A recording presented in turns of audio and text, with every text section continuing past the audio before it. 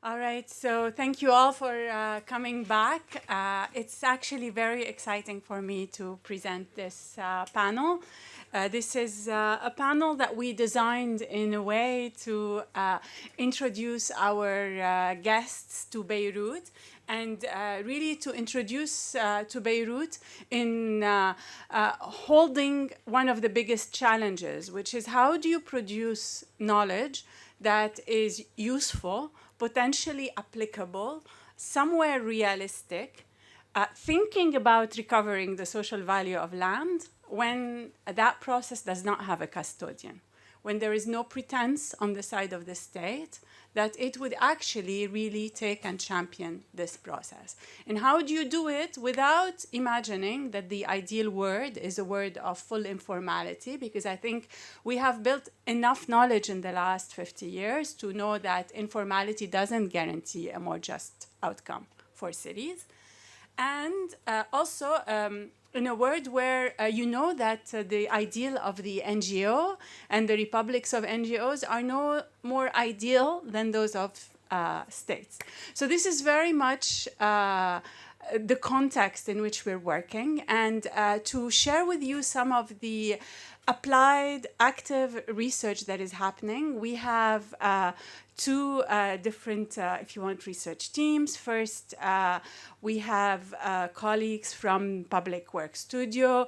Public Works Studio is a small agency that has that is very small and mighty, I should say, agency that for the last 8-9 years has been very active on issues of the protection of public space, the right to housing, planning for people, recovering the social value of land, among many other environmental, social, and spatial causes they have taken on. And to present some of their work is Tala Alaaddine, who's sitting with us, and whose biography is available on the website and in your booklets. So I will not take more time out of this panel to introduce it. We also have 3 researchers from the Beirut Urban Lab that I'm super, super proud to present.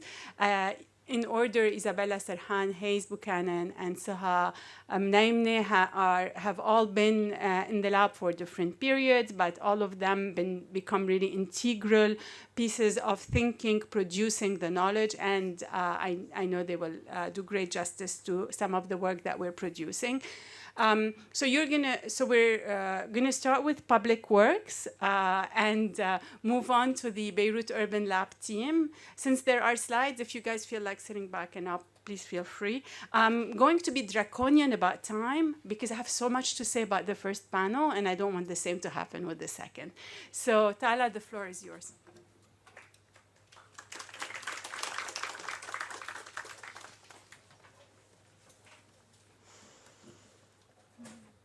Works? Yes. So thank you so much for this invitation. I'm so happy to be here with you. So as Professor Mona said, the presentation today will not focus on the land value capture and its tools. It will basically show how we as local organizations, through the tools and projects we develop, are capable of better understanding the politics of pro-growth city making in the Lebanese cities, mainly Beirut, and how we are able to a certain extent through these tools and these projects to respond to the effects of the growth machine on people's daily lives, to address the root causes of inequality, and to prepare the ground for taming or challenging it.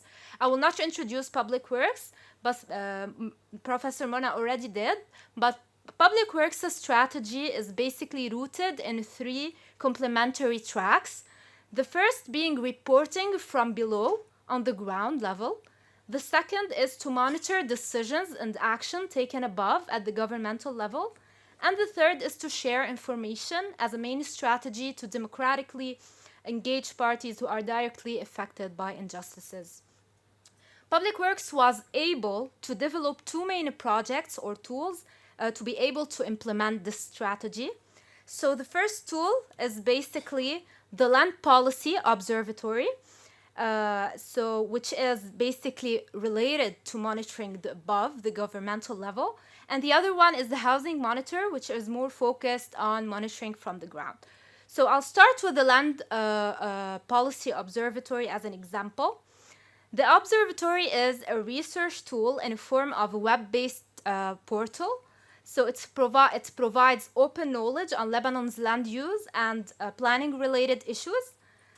What does it do exactly? So this one. Okay, so first of all, it informs about the state of planning in Lebanon. It really goes into the history of planning through a critical overview of planning practice and institutions linked to major social and political turning points.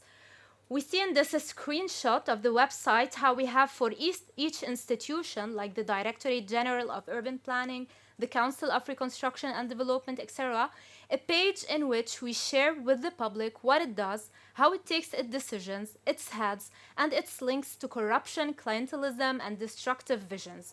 Such info about institutions is usually dispersed or unavailable or lack the critical analysis which we try to provide here. In this other screenshot of the website, we see a timeline that summarizes land policies and legislations governing land from the end of the Ottoman era till today. This historical layer of reading is very necessary to understand why the situation is like this today, the growth machine, the deterioration, the deprivation, the spatial inequality. In this third screenshot, we see a map of planned and unplanned areas in Lebanon. We're working on making it user-friendly and interactive in a way the public can read it clearly. It will be updatable periodically, and whenever new planning occurs, people can access it and download issued master plan, and basically, so based on the regions and the different towns. This fourth screenshot from the website shows how each muhafaza in Lebanon have a page. In each, we provide a critical overview of the planning and housing situation in it, the distribution of public properties, how it anchors within the National Physical Master Plan of the Lebanese territory, and what are the main environmental issues in it. Again, such layers don't exist altogether on other platforms or are dispersed, etc. So we're trying to do this through this web portal, which will be launched at the end of April, beginning May. For now, we're doing it informally through our current website and social media. 2, the observatory monitors the institution through a diversity of data intake processes and through partnership. We monitor and collect draft laws, decrees, decisions, laws published in the official gazette, taken in parliamentary and council of ministers sessions, taken in higher council of urban planning meetings, etc. We then categorize the laws directly linked to our work based on 8 specific themes you can see on the screen, one of which is land management and planning, the other is linked to housing, etc. We then analyze and produce critical commentary pieces for selected draft laws, decisions, or master plans, and publish them using accessible language for the people. And you can see the commentaries on the web portal and through also social media posts. So these are, for example, 2 alerts on social media that were related to two controversial items on the agenda of the Higher Council of Urban Planning. They have also been published with a commentary. So basically, through the monitoring, categorizing, and critical analysis process, we also produce yearly report like this year report on also the DGU activity during the years 2019 to 2021. This is it on the website. So the Land Observatory is also a tool for others. So it forges sectorial collaborations. So agricultural initiatives, for example, researchers, policymakers can benefit from the layers we provide. The observatory is also seen as an entry for grassroots work. Through it, we announce and circulate violation alerts to media and designated stakeholders or affected persons or concerned organizations on a monthly basis to promote collective action. We also conduct workshops and seminars in different regions with the affected communities by this law or this decision, etc. and we're currently working on developing an indicator for equitable development. So we've seen how the observatory operates in general. We'll see it now through a specific example from the Lebanese context. I will not talk mainly about Beirut here, but more about the national level. So in 2020, we were able to monitor through the observatory a draft law proposed to the parliamentary that seeks to convert Amiri state lands into mulk properties.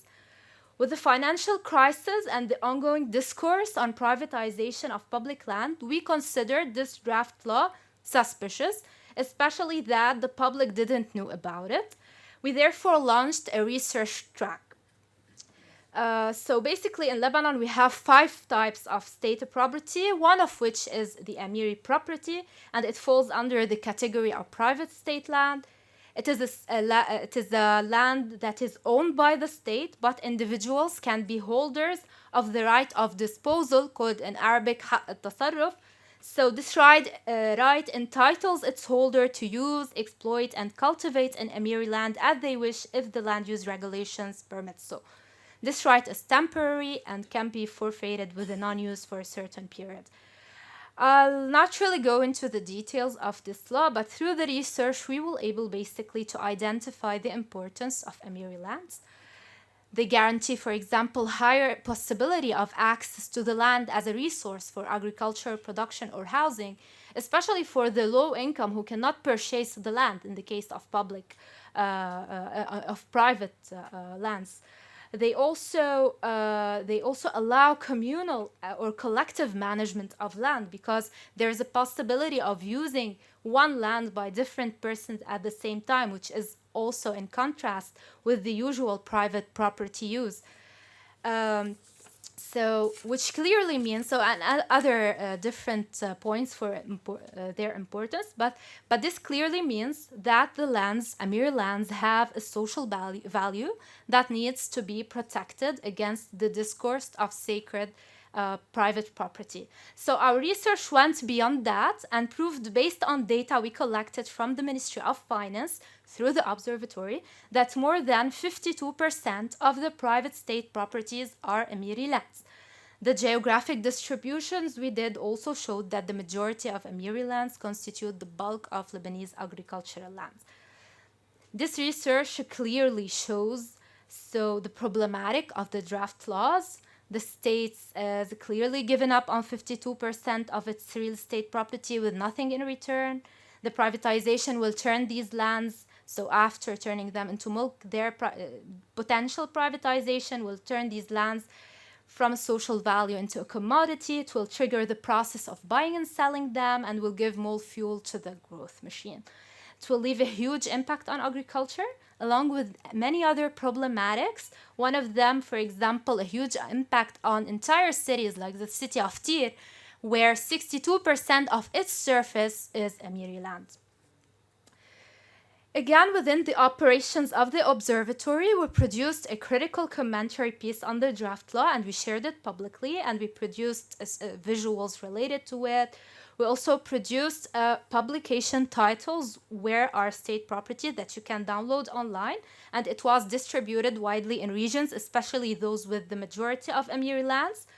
And finally, we also produced and sent alerts to municipalities, to stakeholders to be aware of this draft law. And we conducted workshops in different venues and cities in affected areas like Tyre, Baalbek, West Bekaa, the Order of Architects and Engineers, etc. And finally, we were able to produce a preliminary, if you can say, guidelines for equitable land and urban policies, in which we incorporated the public properties component and the Amiri land issue, and we conducted meetings with the new elected MPs based on it to be aware of the presence of such a draft law and to be aware of similar laws, draft laws. Okay, so let's move on to another project. The other project only. So it's the Housing Monitor.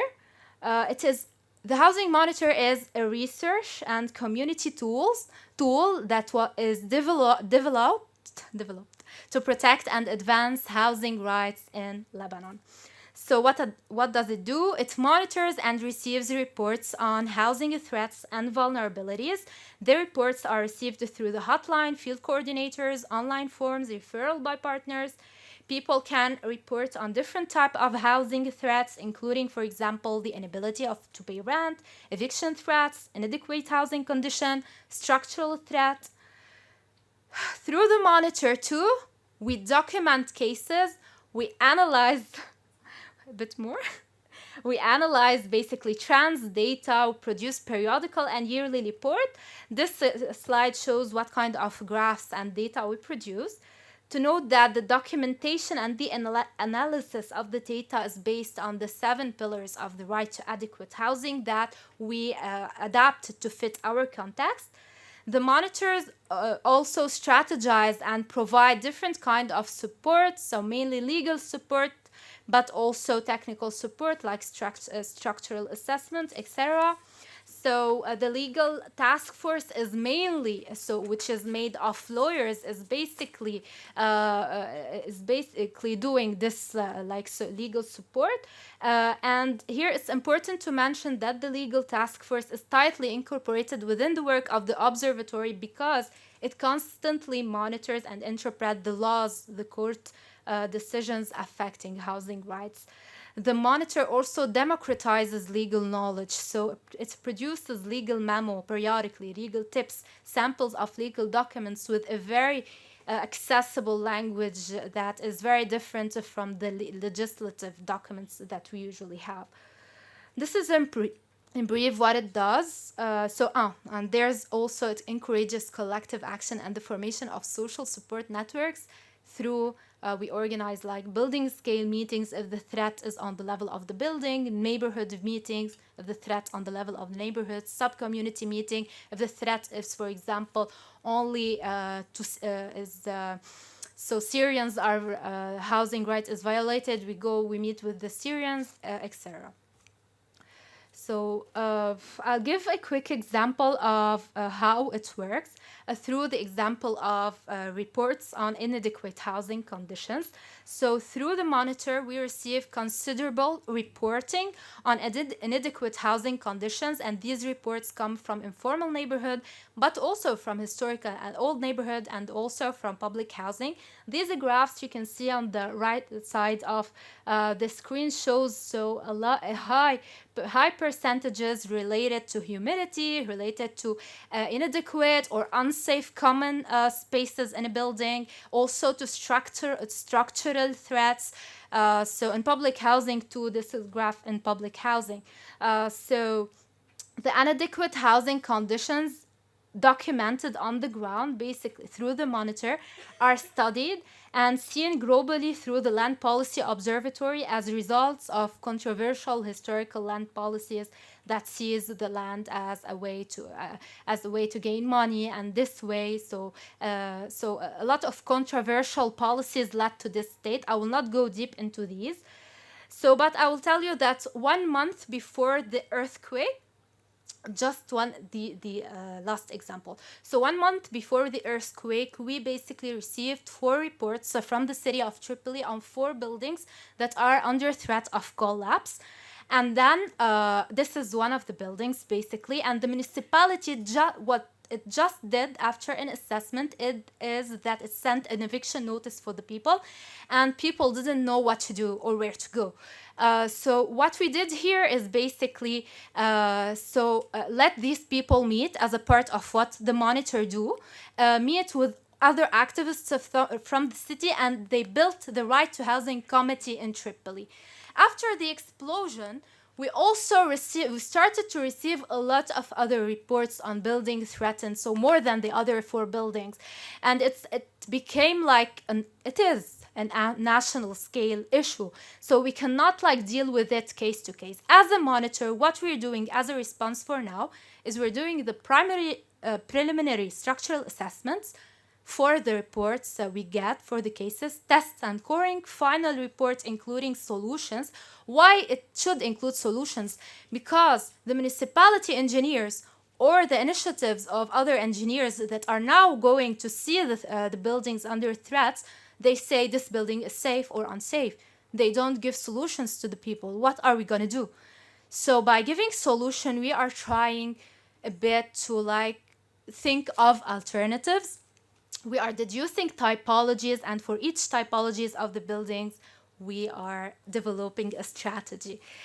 So I wanted to show from this presentation how through our projects and through the tools, the research and community tools, we can actually challenge the inequality, challenge the growth machine, and start to think of new alternatives and new tools to be used, whether to like how to ensure the rehabilitation or the maintenance of the buildings, for example, or how to provide funding for the municipality to be able to do the infrastructure, and how also to challenge the privatizations and so on.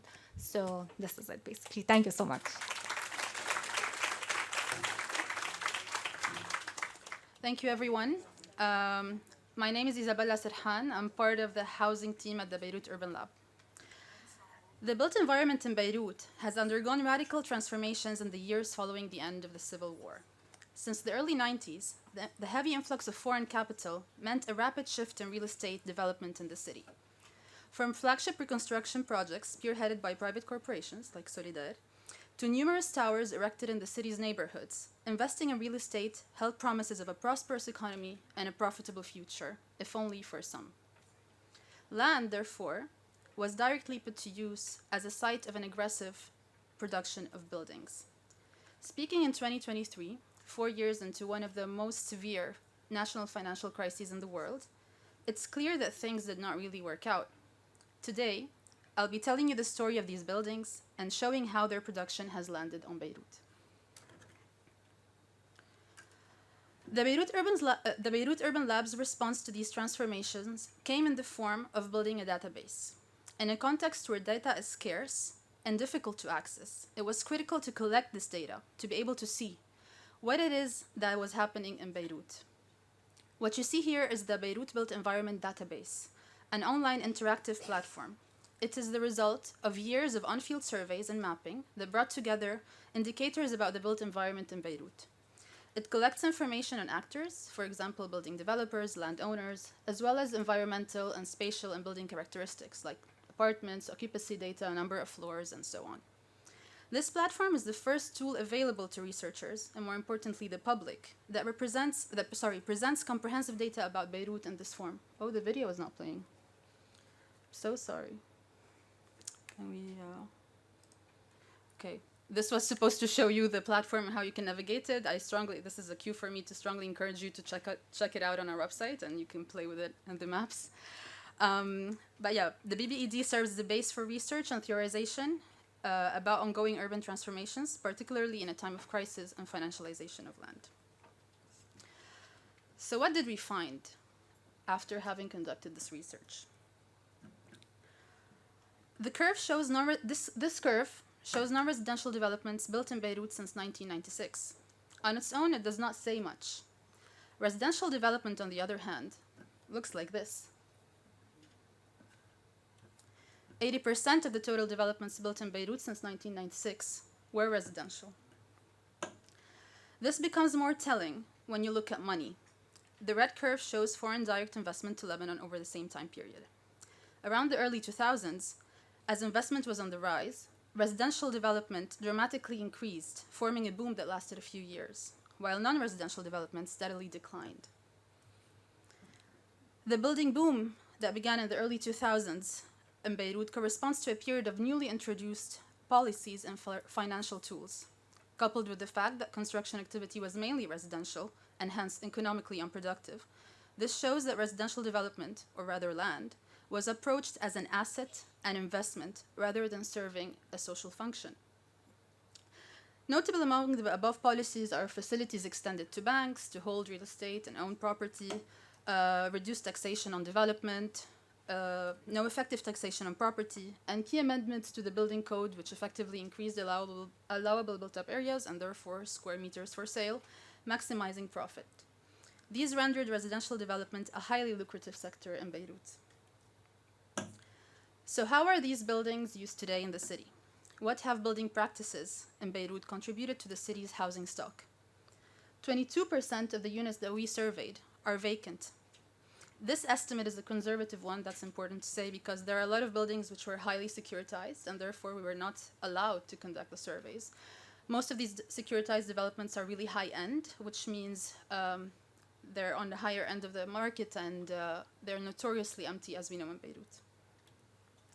More on the numbers, just 33% of surveyed developments were occupied, fully occupied at the time of the survey. 1 out of 3 units were vacant in 25% of surveyed developments, and 1 out of 2 units were vacant in 14% of surveyed developments. More on vacancy, this chart provides a useful insight into the performance of surveyed residential developments in relation to when they were built. What this shows us is, basically in sum, the newer the development is, the more vacant it is likely to be. This corroborates the claim that residential buildings are increasingly being used as assets and investments. The geography of residential development activity reflects the city's housing market segments. What you see in red are the developments that we identified as high-end, built since 1996. These are concentrated in specific neighborhoods in the city, forming a high-end strip over, like, next to the waterfront in downtown area, and a few clusters, mainly in Ashrafiyeh. High-end developments constitute a third of the residential built-up area, therefore have a very large footprint on the city. Contrasted with the publicly subsidized housing loans given by the Public Corporation for Housing, which you can see in blue, the segmentation of the housing market becomes clear. These loans are concentrated in middle and lower income neighborhoods and are mainly granted in older buildings, not the newer buildings that were built since 1996. At the same time, a large stock of high-end unaffordable housing was being built in Beirut, a large percentage of which is vacant. Building practices have therefore exacerbated spatial segregation and created exclusive and divided geographies of development and inhabitation. Who was building these developments? On the field, we collected information on building developers and conducted extensive online research to consolidate a list of all active building developers in Beirut. We came up with a list of 999 developers. We found that the top 30 developers, organized by built-up area, built over 30% of the residential total built-up area in Beirut. It's possible, therefore, to speak of a dominion of a group of well-established development moguls over the last 25 years.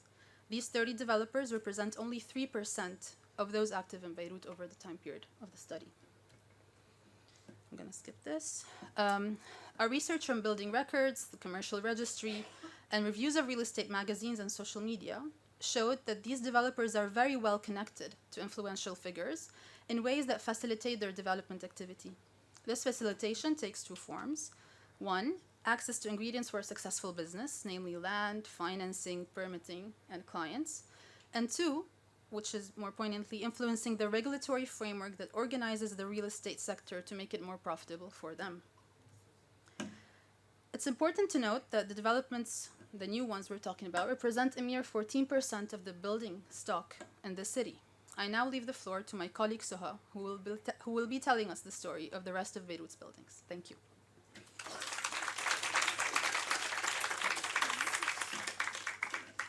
Okay, so what's really happening with the rest of the urban fabric? In this research, I dive into another component of Beirut's contemporary urbanization, recognizing that the city is also produced by busts, such as much as it is produced by booms. So this Precarious Lives project documents sites that are either vacant or inhabitant in substandard living conditions and living with the latent threat of eviction. Our research shows that the clusters of urban precarity,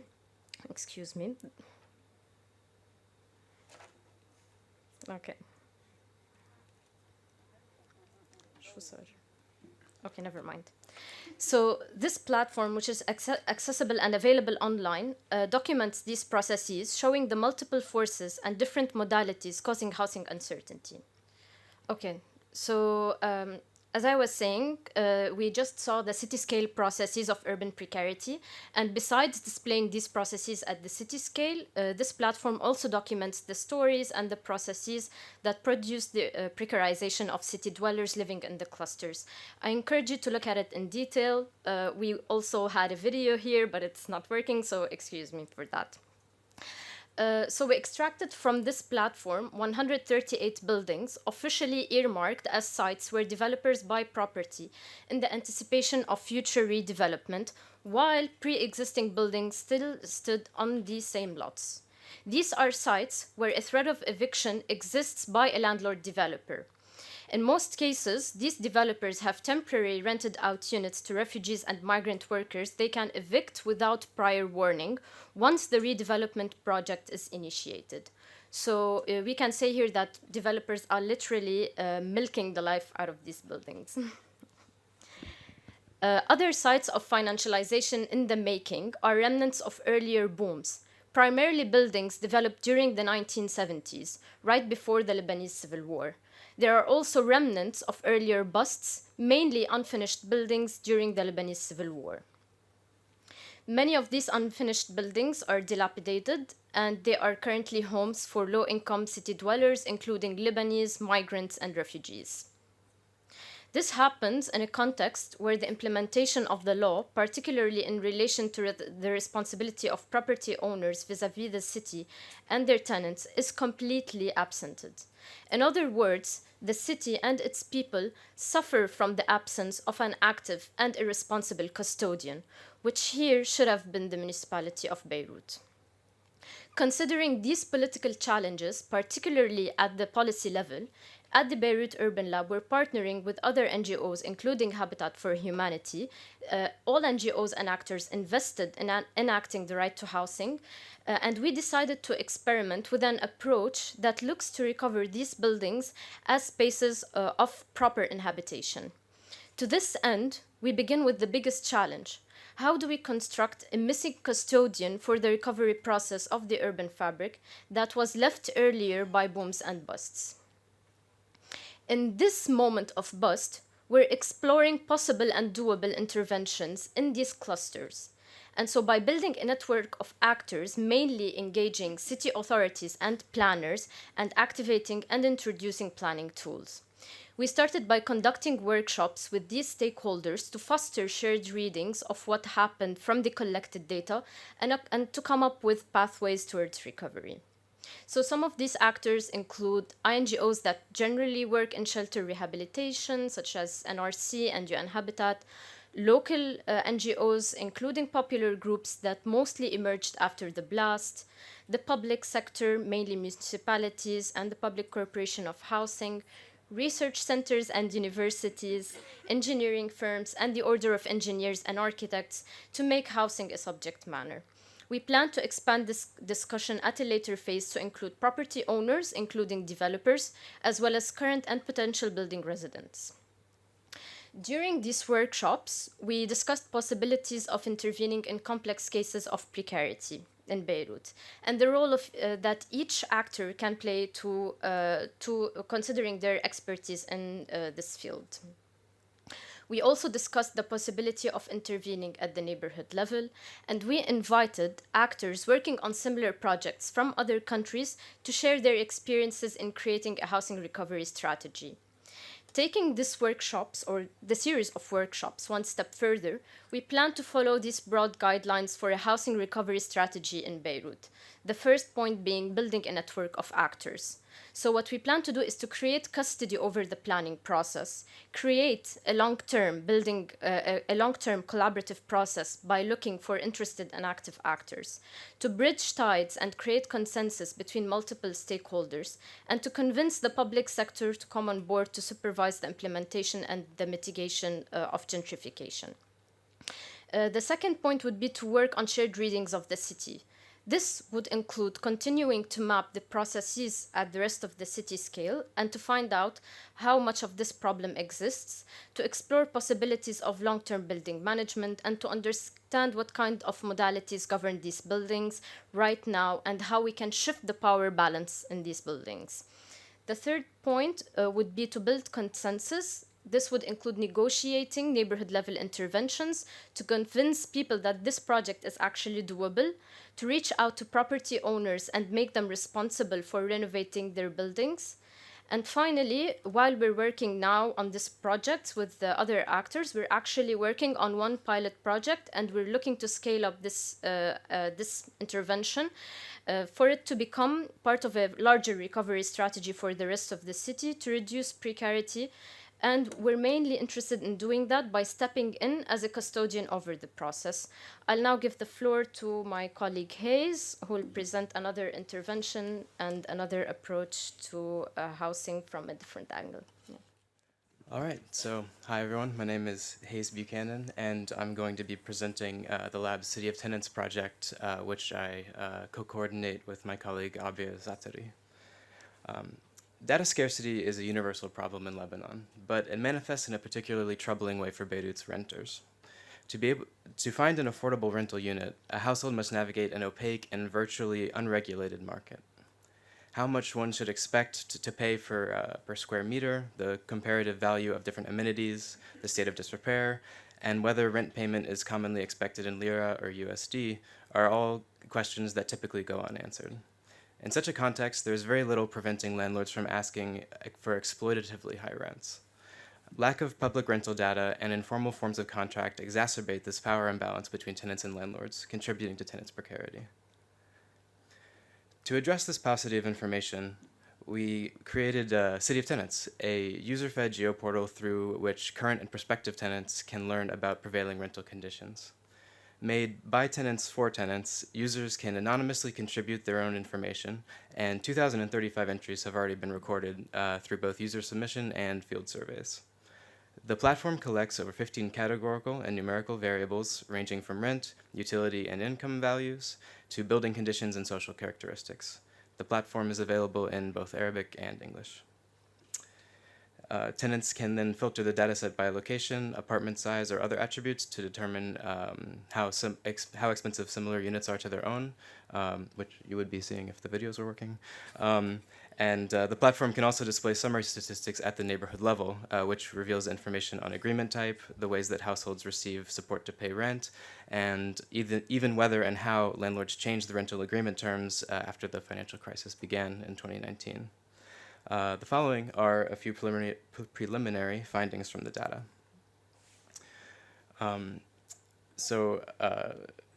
The average price of a rental unit plus the utilities that we found is $215. And all of these figures that you see in dollars, if they weren't already, were converted at the black market rate at the time of the survey, so it's as accurate as we can possibly get. For Lebanon, according to the reported incomes of the people we surveyed, that's a rent burden of 85%. 30 is considered high, so it's pretty severe. We also look at how people are affording their rents if indeed they're burdened, paying such a high percentage of their rent, and we find that a little less than half are spending their money on, or rather receiving money from relatives or from an NGO, and a remaining 3%, a small minority, are either behind on rent or are cutting costs such as transportation or education for their children to make rent each month. As the lira has declined in value, more and more businesses have been accepting payments in lira, or rather in USD. And for renters, many of whom are not paid in dollars, the demand for that rent be paid in dollars amounts to a rent hike. And especially we're seeing this in 2022, just a massive spike in landlords asking for dollars instead of lira.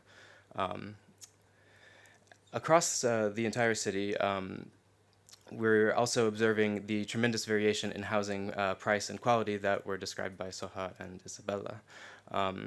In this chart, which is organized by neighborhood on the x-axis, the division between high-end rental units and the more affordable but aging stock of apartments really starts to emerge. For example, this spread of rental and utility prices in Hamra, which is the neighborhood outside AUB for those of you visiting, really reveals, the highest rents here are 2.6K, which is astronomical, but the vast majority of renters are paying much, much less than that, or somewhere around $200. We compare this to a neighborhood like Khoror, which you can see here. It's a much more homogeneous group of renters, but the rents are topping out here at $60, and this really puts the cost of utilities into scale. And this has implications for the kinds of advocacy and housing that we're doing. If rent is not the lion's share of the cost of housing, then addressing other things like the price of electricity, ishtirak and clean water and other such things becomes a priority for the movement. In its current form, City of Tenants is a valuable research instrument, but over the long term, we envision the platform as a hub for tenant resources, in addition to providing rental market information that is relevant to them. As we look to expand to other cities, our hope is that City of Tenants can serve as the basis for tenants to advocate for themselves. Thanks. I'm just a moderator today, so the floor is yours for questions.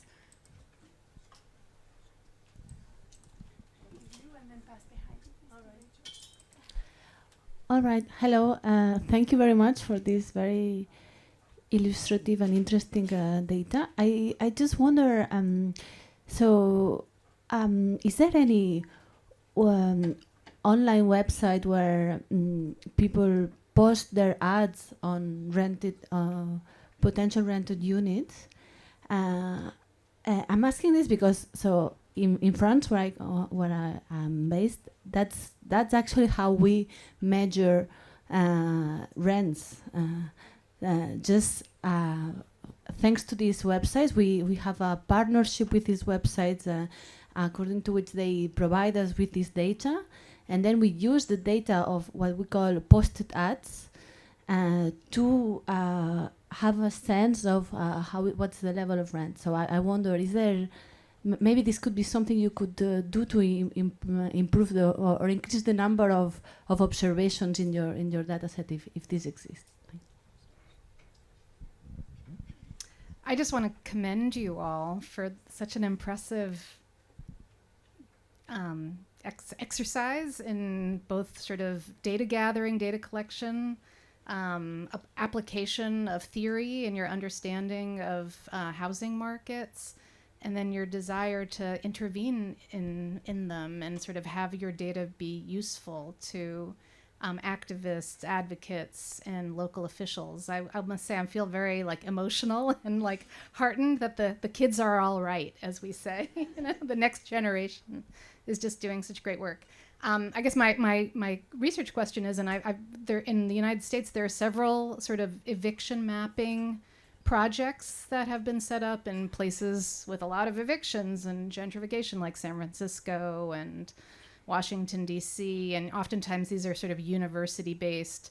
And what they're collecting this data so that they can create, in some sense, an early warning system to help the advocates and activists and maybe some politicians sort of be aware of the neighborhoods that are most likely to have more precarity, more evictions, and in most of these studies and the platforms that they create, they are the spatial unit of analysis is the neighborhood. There's sort of there are ways of kind of classifying and parsing urban space into these neighborhoods that we're saying are somewhat consistent, right? That there's some homogeneity within these different neighborhoods or political wards. What strikes me in hearing about Beirut is how that may be very difficult to see the variation in rents in Hamra between this amount, and then to see the variation in utility costs, even in the other neighborhood where the rents may be similar. So I guess I wonder, when you think about making your work useful, is the spatial unit of analysis a neighborhood or a place, or do you really have to get at the building level? It seems to me that, so much varies building to building that it's very difficult to say, even on the street, what is happening, or if there's any kind of consistency. And I think I'm fascinated by the kind of urban development dynamics that have led to this maybe inability to define homogeneous neighborhoods. And that's a larger conversation, but I just, from a kind of practical perspective, thinking about sort of what makes the most sense, looking at buildings on an individual basis or on a quote unquote sort of neighborhood basis.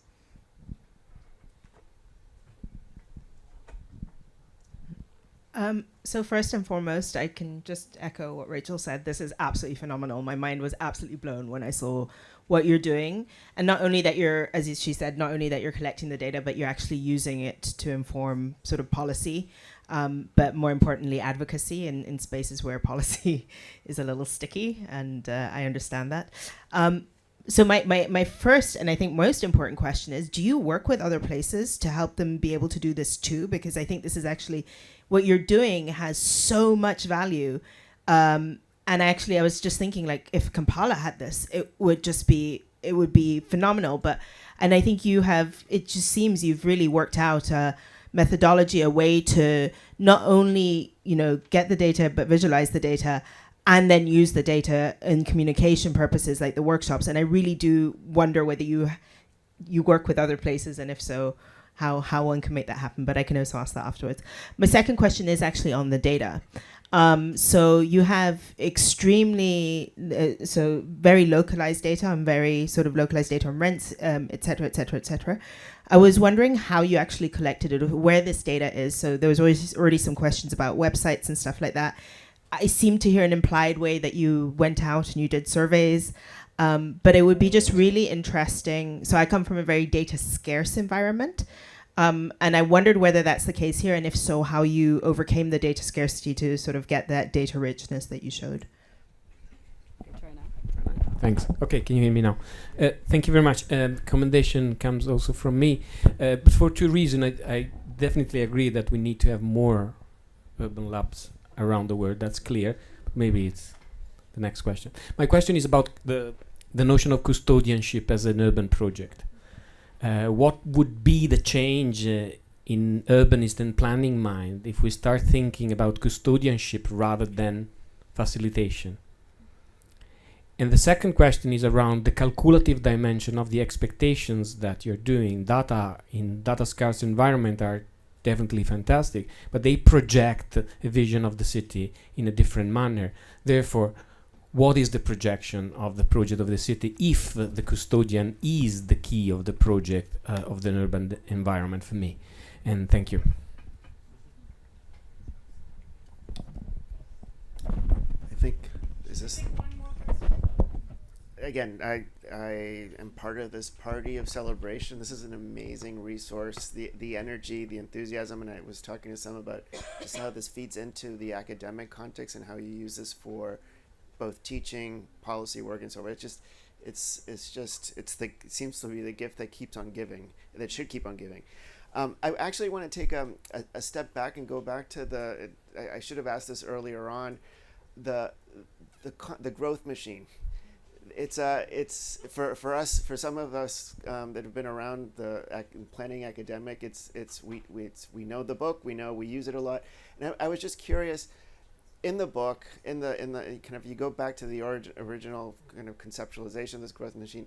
You have the authors present a whole set of actors that are part of this growth machine, and here in the conversations, it seems like there's just two, the state. And it's kind of monolithic, and then the developers. And I know that's not the case. I'm wondering if you can unpack it. Who are the other actors that are involved that have an interest in maintaining the growth machine? And then with the lab in particular in mind, how are they factoring into the data gathering, the modeling that could be done, and again, as part of the policy strategy that can be developed through the data and the maps that you have? Because I suspect that there's a lot more complexity out there, but and I think in this audience we would benefit a lot to hear who those are and how they play into this. So I'll start basically by responding to the questions related to the spatial unit of analysis. So basically, in our case, for example, we are not focused on one city. We are, the Housing Monitor is operating on the national scale. So we receive a lot of reports from different regions, different contexts, from informalities, from formal neighborhoods, from public housing, etc. So all of these are different contexts that we try, whenever we get these reports, to deduce some trends from them. So we see that from this region, we have like this set of reports, that is related to this kind of threat or this kind of vulnerability, and we try to develop a collective response or a collective action that is related to this specific case that is not a one-to-one case. It becomes like a case of different cases. On the level of the city, what I also try to explain in my presentation, that what the monitors does is basically to help people on to do this collective action. So when we have a case in a building, we let this person who is threatened try to speak with the other people in the buildings and see if they also have the threat. And in this case, we do the building scale meeting, and therefore they can act toward this power balance between the tenants that are living in this building and the landlord, for example, becomes more balanced, if we can say. We also deduce trends on the level of the neighborhood. So sometimes one landlord is trying to threaten a lot of tenants in buildings or in units that he owns on the level of the neighborhood. So we do this too. But basically we have a lot of different contexts.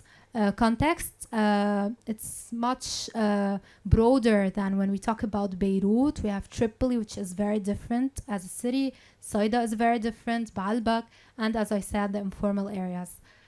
So maybe you can answer the other questions.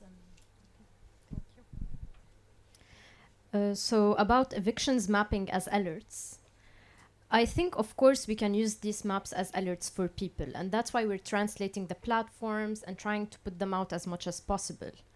But if we're trying to use them as alerts for the public sector to move and do something about it, I'm not really sure we're gonna see a result happening or something happening there. Although we're trying as much as possible, and we showed we're trying to become the custodian somehow, instead of pushing the public sector to become the custodian themselves, because they're not doing really anything about it, unfortunately. But we're still trying as much as possible, and I hope we reach somewhere. We still have challenges, of course. I mean, the public sector, the municipalities, when we tell them about people who are now sleeping on the streets and the increasing rates of homelessness, their response is, let's take these people and just dump them in informal settlements. So it's challenging. It requires patience. It requires a lot of work. And so I think this resonates with what Dr. Silva talks about. There is ignorance. There are interests involved. There are lots of things. And so I think the only thing that we can do is to be patient as much as possible. So I think this also answers the question related to custodianship versus mediation. Of course, we would have loved for the public sector to be the custodianship over such a process, and we're trying to push them to do that role, but for the time being, of course, you all know the financial challenges as well. We have to rely on this network of INGOs and NGOs if we really need to do something when it comes to having a housing recovery strategy. And about the building versus the neighborhood level, of course, there are patterns at the neighborhood level, but I also believe that the buildings reflect patterns in other buildings in different neighborhoods. So even if we're seeing something that's not uniform in one neighborhood, it does reflect a pattern in another neighborhood somewhere. And the forces we're talking about the same forces, the same laws that have led to this precarization, the same laws that are causing eviction. And so I think we need to look at both, of course. Yeah, thank you all for your questions. It's really exciting to see the response that we're getting from this. This is sort of our first time, at least for me and the City of Tenants project, sort of showing it to the public. So this is really encouraging. I'm going to try to go and hit everyone's question in order and cover all my bases, and I'm going to be kind of quick. So the question about whether we use other data sets that are used by realty agencies or that kind of thing, there's a difference between asking price and the price that people actually pay. And what we find is that these sites do exist, but the prices that they're asking for are so inflated. And in the same building with the same landlord, you'll have two sets of households paying vastly different rents for the exact same service that they're receiving. So the short answer is they're not trustworthy. It's for the second question about predicting eviction. I think Soha addressed that pretty well. The only thing I would add is I think Eviction Mapper is using census data, which is at the tract level, which is like this really nice granular data set.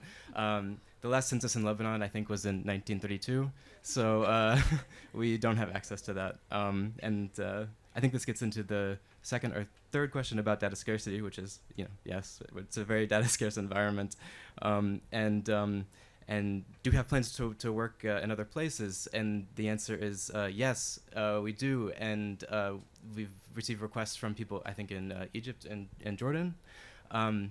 But the big asterisk at the end of all this is that this project isn't actually funded. We've just been sort of dipping into other pots to pay for it. So please give us money. We need it. And this project is really exciting and cool. So yeah. To step back to the, I'm sorry, I'm embarrassing Mona, but but for real, give us money. The question about the granularity at the neighborhood level versus the building level, I think Abir is actually best equipped to answer that. The only thing I'll say is that for City of Tenants, at least, we're collecting the information at the building level, and then we anonymize it when we publish it. There's a risk of retaliation from landlords, I think, so we would never want to share that data publicly, but Abia has more information on how those boundaries were drawn. How we drew the neighborhoods? You want to talk about it?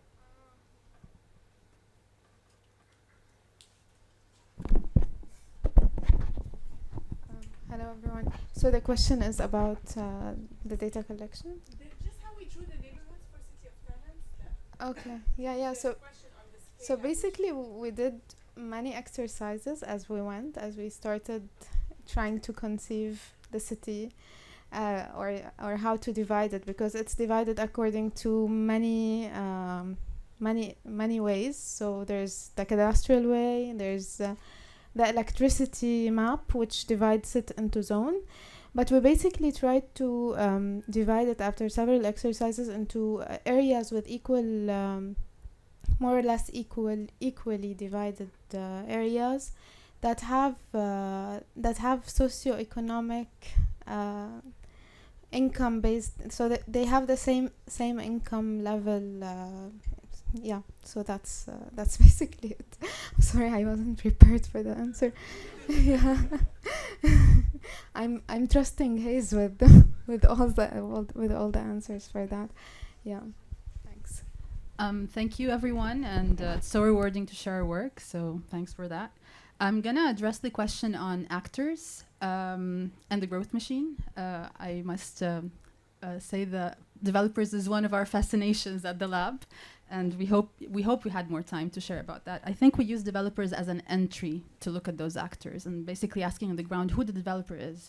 But when we were conducting our research on developers, which took months, really the developers are anywhere from a small individual who had a small business and sold everything to build a small building in Beirut, to banks, like very large investment companies, religious institutions, financial institutions.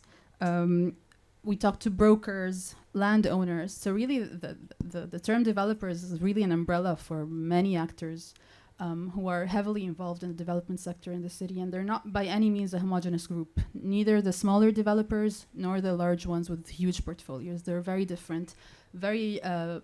Some of them are very well politically connected, and they form networks amongst each other. They partner together, they work individually. Sometimes they work outside of Beirut. Some of them even have work outside of Lebanon. So yeah, we hope to be able to share this work in the future in a much more consolidated form. Thank you. And the growth machine, like who else is in the growth machine? Sorry? I feel like I'm being tested. No. Sorry, but Yeah. Yeah. Okay.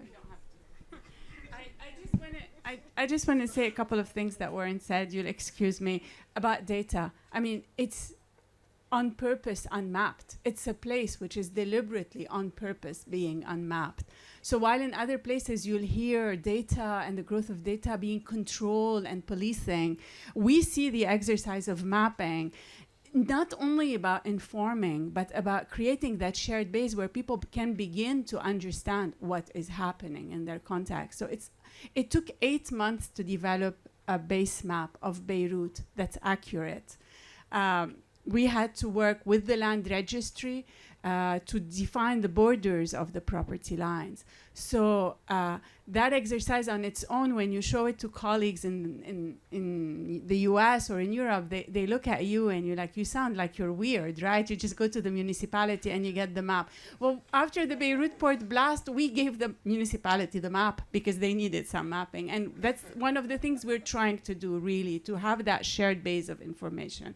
So really, every single piece of data is collected. We're really lucky as tools develop today with geographic information systems. The phones are just an amazing tool to georeference things. So we're able to build a know-how which is very ad hoc, very practical, pragmatic. We could fly a drone, right? Yeah, we can't. They don't give us a permit.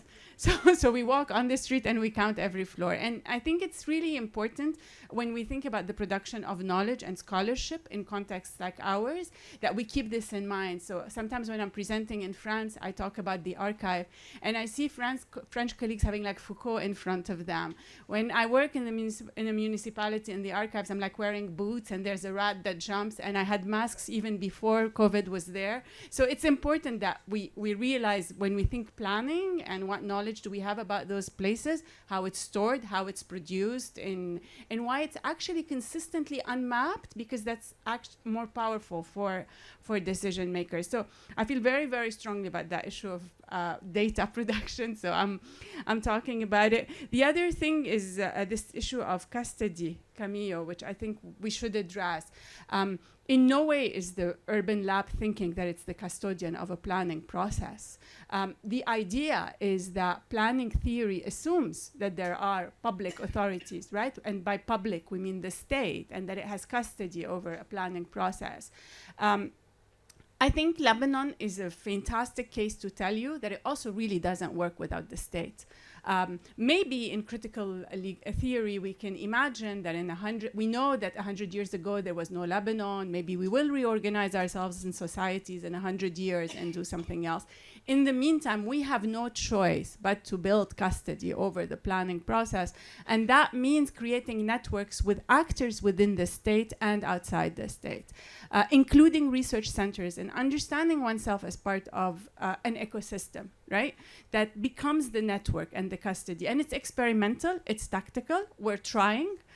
So we don't claim we have the outcome, but I think it's hopeful in the sense that you see people invested in this space and wanting to make a change, and you see the ability to build the networks. And that's why yesterday I wanted to start with a note on the Beirut land dialogues, because we stopped saying the state. We started thinking about specific actors who actually wanted to talk to us.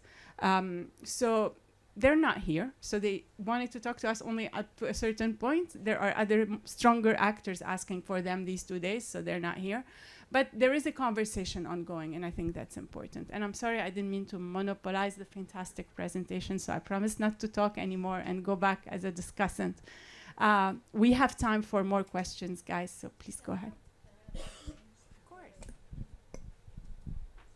So I want to add something related to the data. Basically, and Professor Muna talked about it, that the authorities don't want intentionally to produce such data. For example, in the case in what I showed on the map of public properties and how we basically worked on it, now they are talking about privatization. They are talking about we will do a certain sovereign fund.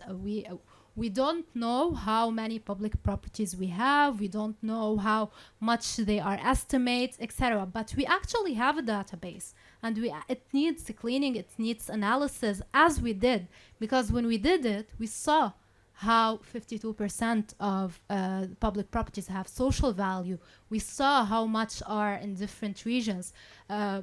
so they are using intentionally they are not showing the data to the people in order to lessen their collective actions and their challenging whatever laws or whatever decision they do, especially during this crisis. I want to add another point related to if we work with other places. For example, our housing monitor is starting to receive emails and starting to receive people sending us and filling out forms from different regional areas. So we started to receive from Turkey, from people in informal areas in Turkey, Syrian refugees. We started to receive also some reports from Egypt, because whenever they search for something related to housing, they found public works. This means that we have an issue, a very big issue that is not covered. We started to learn from each other. We are starting to build a network. We recently in January did a meeting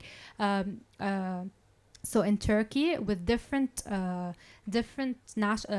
regional organizations that also work on housing and evictions, and we are trying to learn how to develop methodologies and tools and share them, and at the same time look at the legislative levels, especially related to housing, and learn from each other and see what is best in order to start advocacy in Lebanon and with other partners and other people working on this issue. So yeah.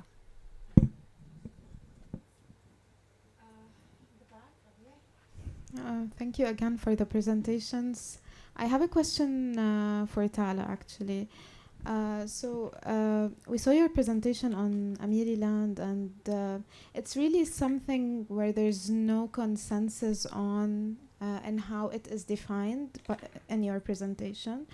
So how do you, as Public Works, account for this and the collective learning on how we see land and how we attribute it and define it? This is my question. Thank you. Yeah, I guess it's a question about the fact that when there's no official authority, how do you deal in the sphere with contentious or differences in interpretation, ultimately. Other questions? Thank you very much for very interesting work, very interesting presentation.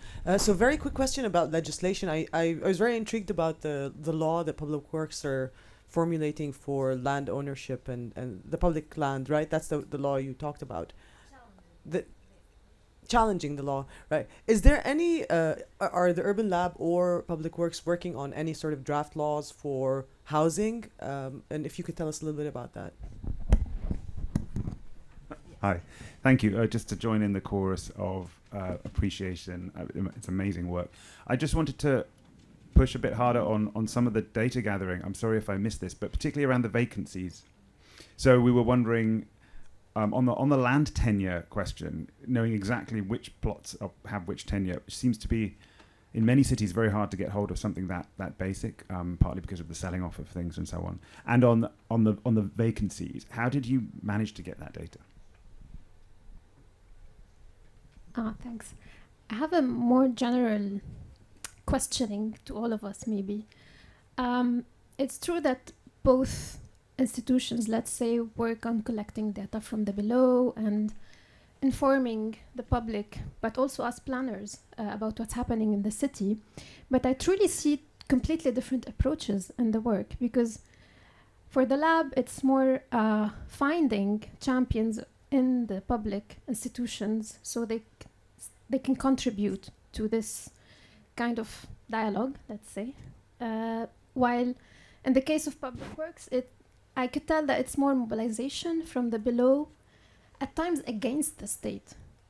Not only not seeing the role of the state, but against it as always the entity that is coming to dispossess and take away the rights of people, whatever or whichever way we define these rights. So I'm wondering, after the experience of October 2019, several elections, parliamentary, but also municipal, how can we all think of our work as activists and researchers with the current state of things in the country without this collaboration with public actors and without the state? Hi.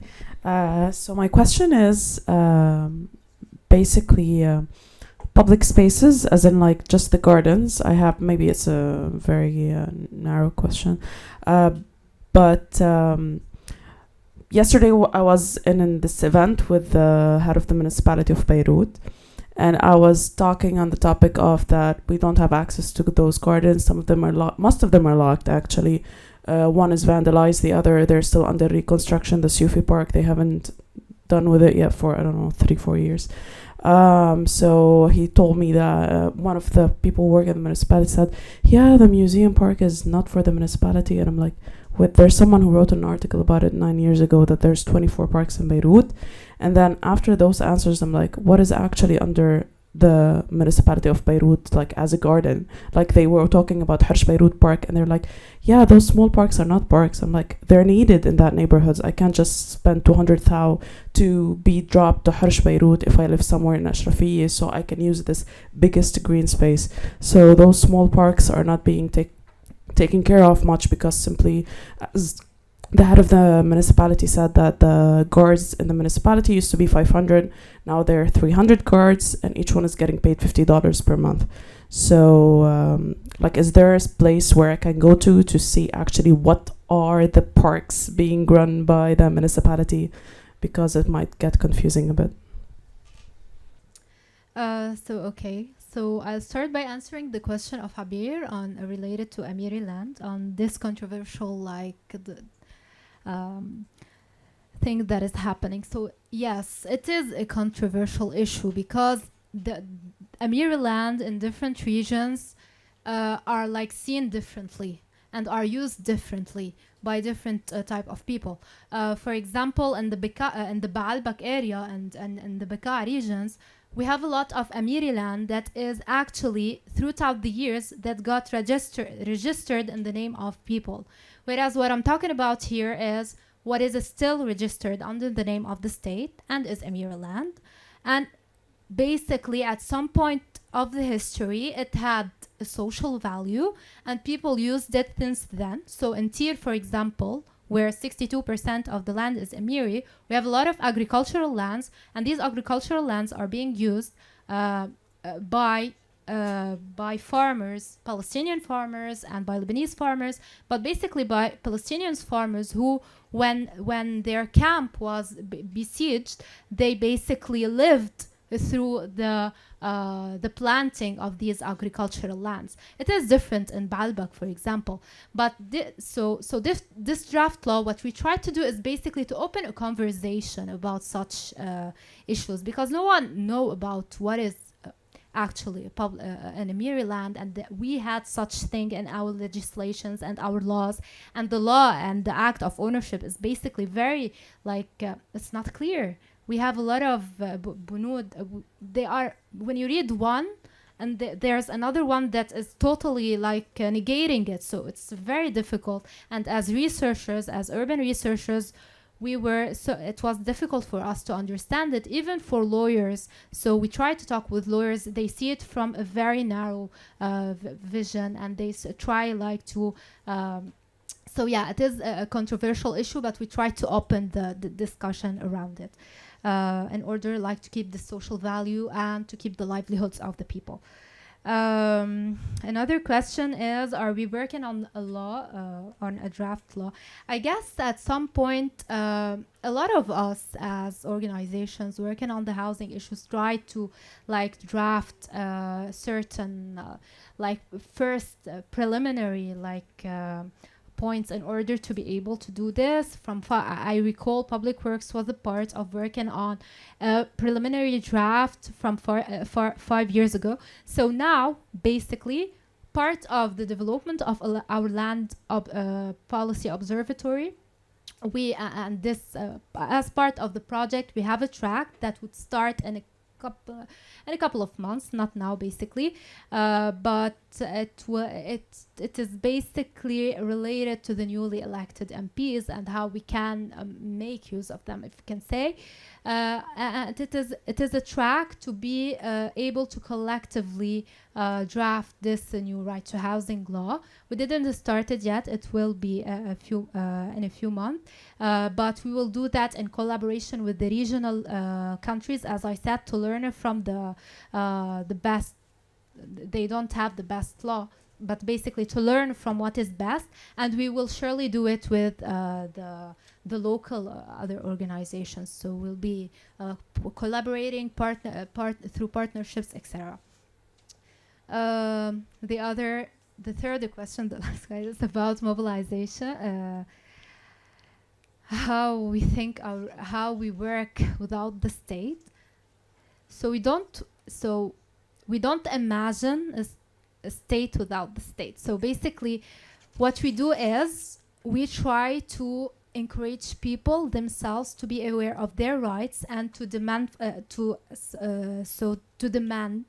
from the state that is basically responsible to respond to their needs and to respond to these rights.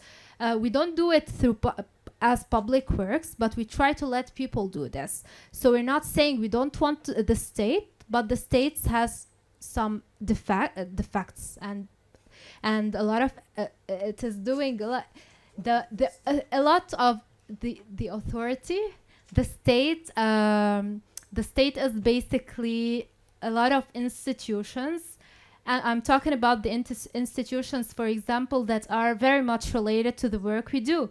So, like the Higher Council of Urban Planning is part of the state, which is something very, whose work is very controversial. We have also the CDR; it is part of the state. So when I say the state, I say different institutions, different stakeholders, different actors that are basically doing something wrong, that we should challenge somewhere, but that we should at the same time see what are the alternatives.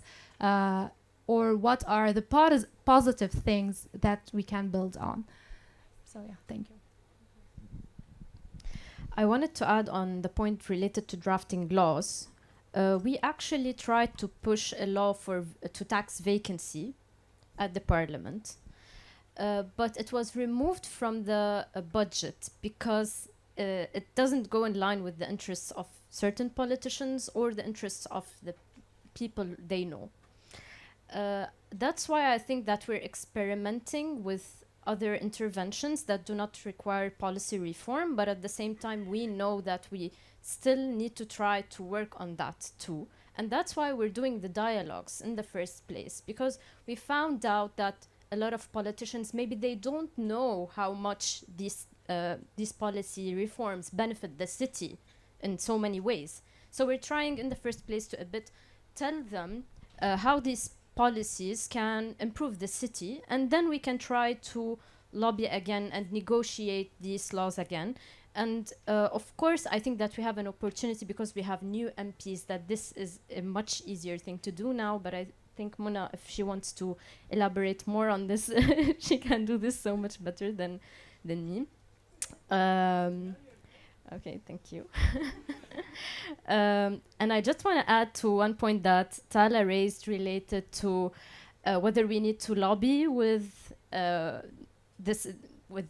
state agencies or people in state agencies, or if we need to find the good people there and to work with them.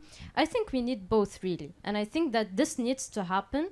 Like, one actor should play the role of lobbying, another actor should play the role of advocacy.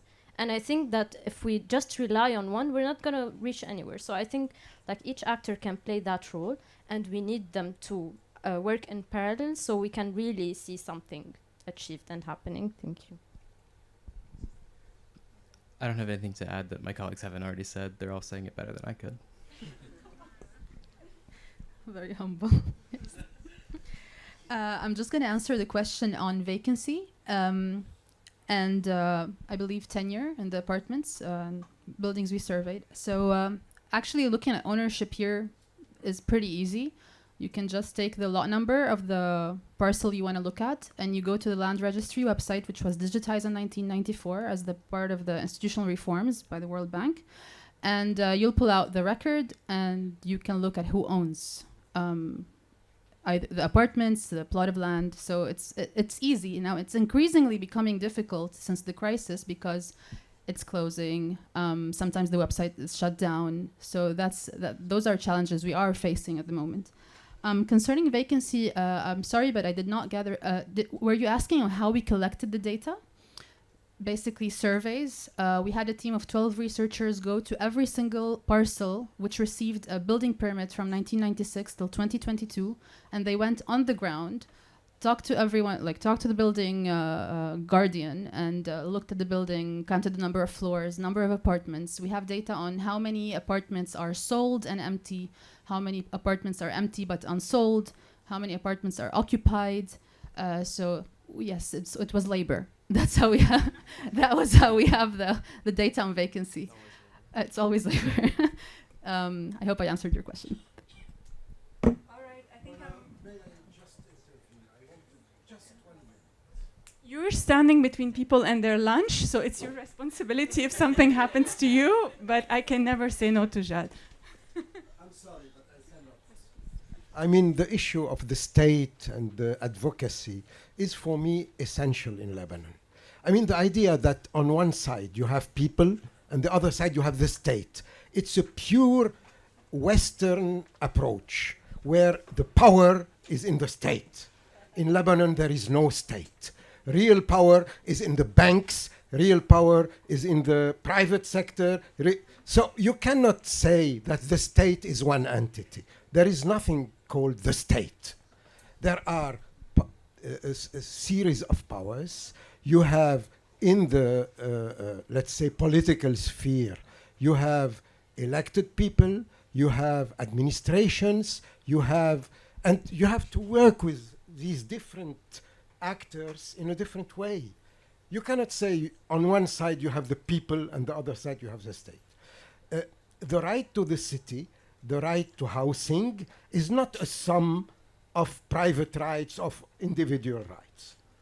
I mean, this is very, unless, I mean, if we don't see this, we're going into a sort of ultra-liberal ideology. Thank you, Jad. I want to really thank Tala, Soha, Hayes, and Isabela for a fantastic conversation. And always humbling, at least me, when I hear you and see you defending your ideas. Thank you, everyone, for listening, and see you after lunch at 2:30. At 2:30.